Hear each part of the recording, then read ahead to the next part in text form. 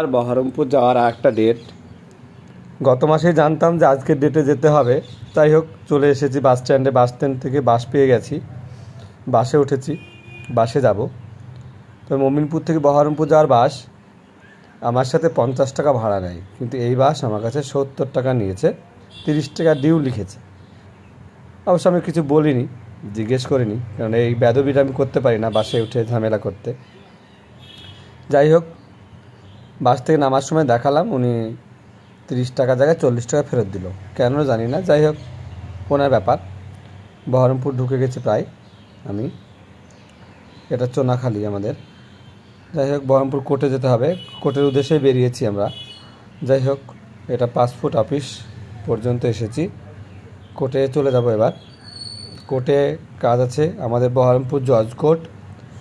বেশি কাজ নয়, অল্প কাজ, যার সঙ্গে সঙ্গে আমাদের কাজটা প্রায় হয়ে গেছে।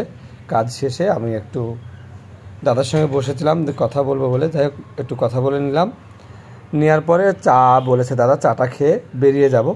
যাই হোক, চা চলে এসছে, চাটা খেয়ে ওই সময় একটু গল্প আড্ডা যাই হোক হয়ে গেল। ওই সময় এই যে নতুন একটা মানুষের সাথে পরিচয় হয়েছে, অবশ্য বয়স্ক মানুষ, উনি গঙ্গাদাসপাড়ায় বাড়ি।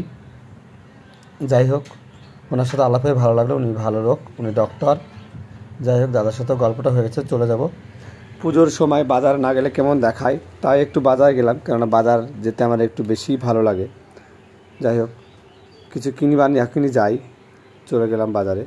তবে কিনেছি, আগের ভিডিওতে দেখিয়েছি একটা ব্যাগ, সেই ব্যাগটা এটা।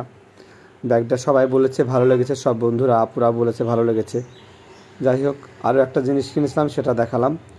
আমার অন্যান্য জিনিসের থেকেও এটা দরকার ছিল, কারণ আমি আসছে সেখানে আমি এটা দেখাবো। যাই হোক, আমার ভিডিও ভালো লাগলে লাইক কমেন্ট শেয়ার করবেন।